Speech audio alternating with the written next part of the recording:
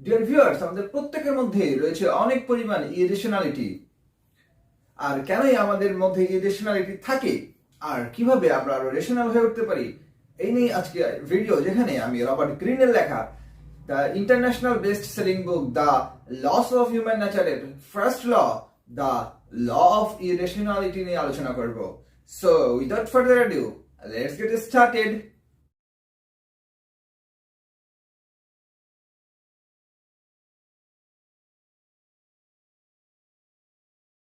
So dear viewers, what does it mean by irrationality?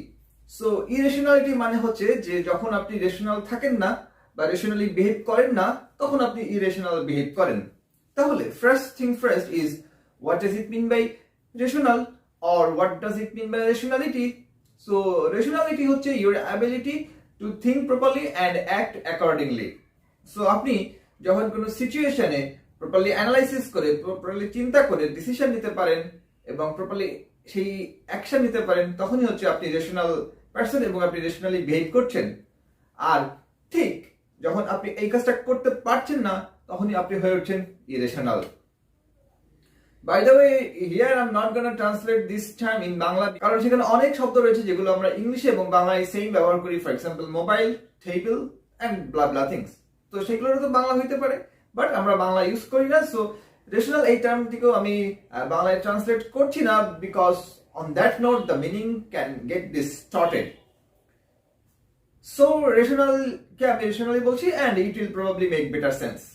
So ইরেশনালিটির আরেকটা main ব্যাপার হচ্ছে যে আমরা প্রত্যেকেই মনে করি যে আমাদের মধ্যে কোনো ইরেশনালিটি নেই।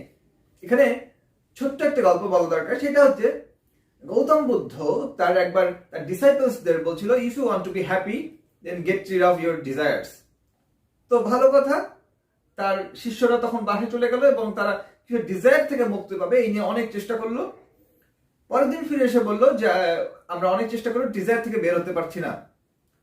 তো তখন গৌতম বুদ্ধ বলছে যে you are trying not to have a desire which is another desire. তো আপনার যদি মনে করেন আপনার মধ্যে কোনো ইরেশনালিটি নেই, প্রবলি সেটাই হচ্ছে আপনার বেসিক ইরেশনালিটি।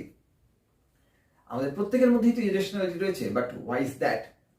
কারণ হচ্ছে আমাদের প্রত্যেকের মধ্যেই কিন্তু ইমোশন থাকে, এবং এই ইমোশনের সার্জ যখন বেড়ে যায়, যখন আমাদের মধ্যে ইমোশন ওভারফ্লো করে, তখন আমাদের মাইন্ড একটা বা দুইটা আইডিয়া যেগুলো আমাদের প্রিকনসিভড নোশনকে সাপোর্ট করে, ওইগুলোতে স্ট্রাক হয়ে থাকে and that's narrows down our mind. এই জন্য আমরা ওই একটা দুইটা আইডিয়া বাদে কোনো কিছুই মাথায় আনতে পারি না, এন্ড উই থিঙ্ক যে ওই একটা বা দুইটাই হচ্ছে only right and everything else is wrong. এই যে একটা বা দুইটা আইডিয়ার দ্বারা স্ট্যাক হয়ে যাওয়া এবং ওইটার উপর বেস করে সব সিদ্ধান্ত নেওয়া বা সবকিছুকে জায়েজ করা, এই যে টেন্ডেন্সি, এইটাই হচ্ছে ইরেশনালিটির ফার্স্ট স্টেপ, যেটার কারণে আমরা গ্রাজুয়ালি আরো বেশি ইরেশনাল হয়ে পড়ি। সো যখন আমাদের সাথে খারাপ কিছু হয় বা আমাদের কোনো নেওয়ার ডিসিশন খারাপ বলে প্রতীয়মান হয়, তো তখন we need to some explanation. So আমাদের ওই টাইমে যদি এক্সপ্লানেশন না পাই, then it will be extremely uncomfortable for us to accept.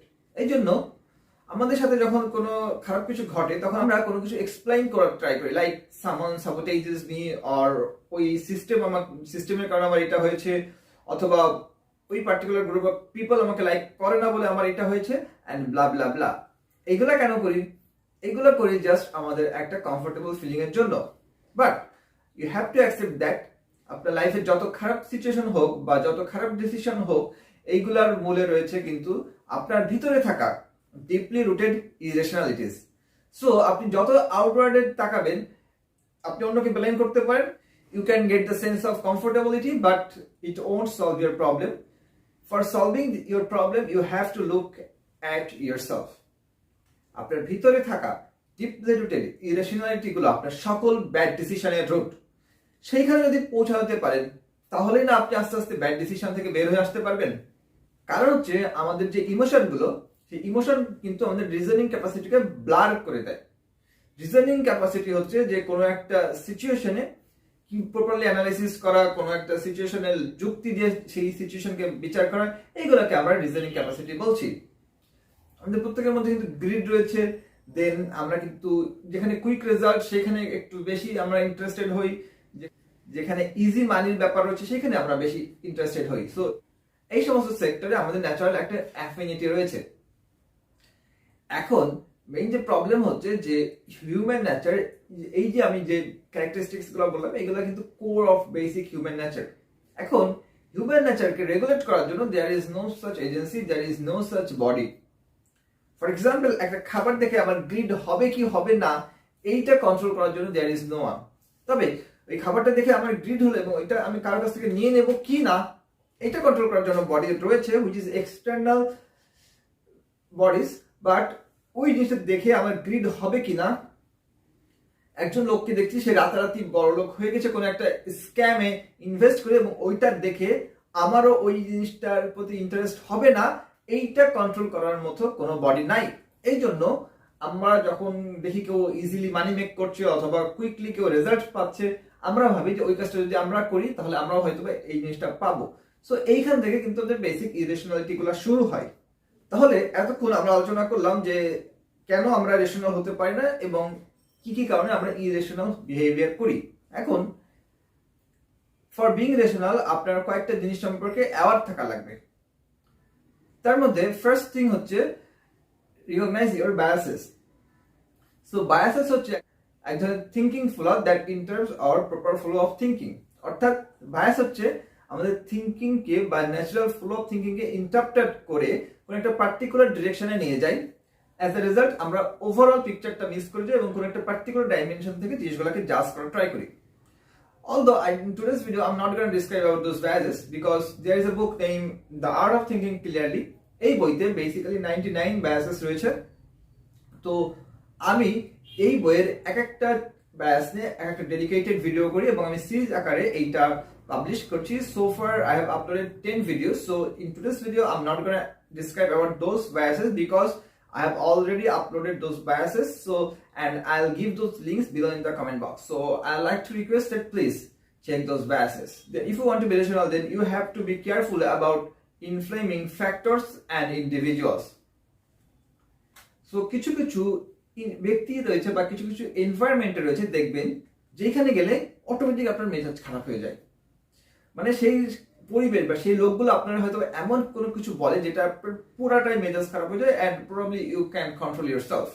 এখন এই লোকগুলো বা এই পরিবেশগুলো আসলে ডিরেক্টলি প্রবলেম নাই। এই পরিবেশ বা এই লোকগুলো যেটা করে তারা হচ্ছে একটা ট্রিগার পয়েন্ট হিসেবে কাজ করে।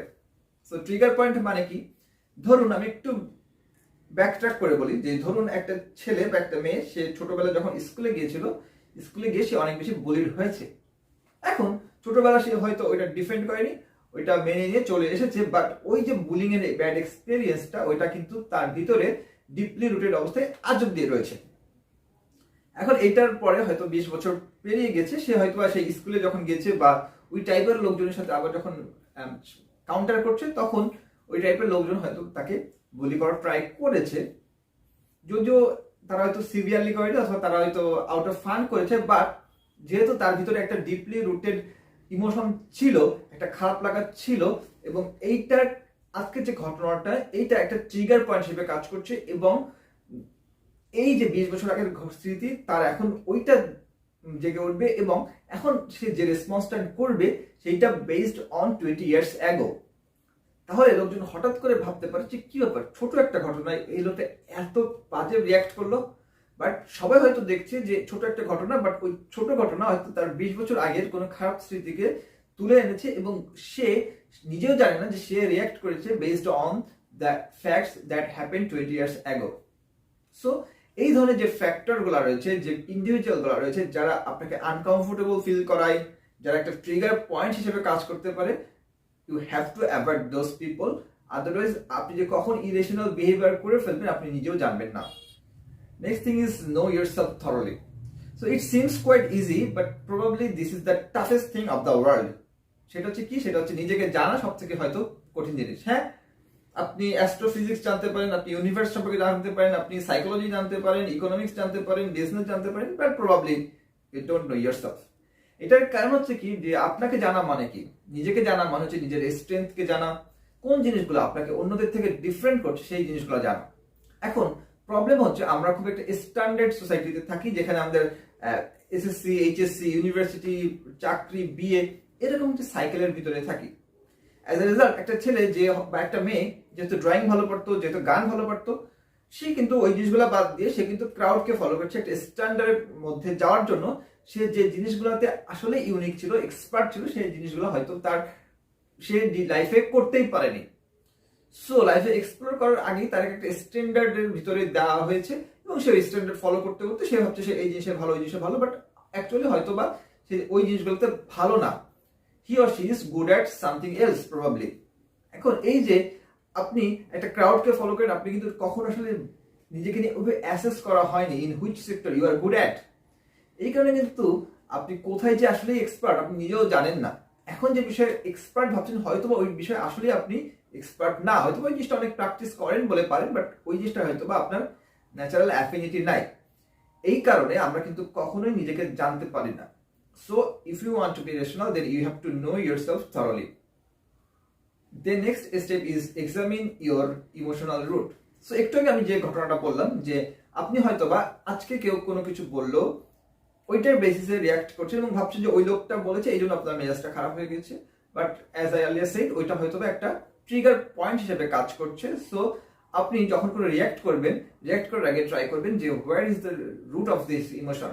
এটা কি আমি কি এখনই ঘটনার জন্য রিয়াক্ট করছি, নাকি এই ঘটনা অন্য কোনো ঘটনাকে ইনস্টিগেট করছে যেটার কারণে আমি রিয়াক্ট করছি। সো এই ধরনের বেসিক কিছু কোশ্চেন করলে প্রবাবলি আপনার ইরেশনাল বিহেভিয়ারকে আপনি আরো চেক দিতে পারবেন।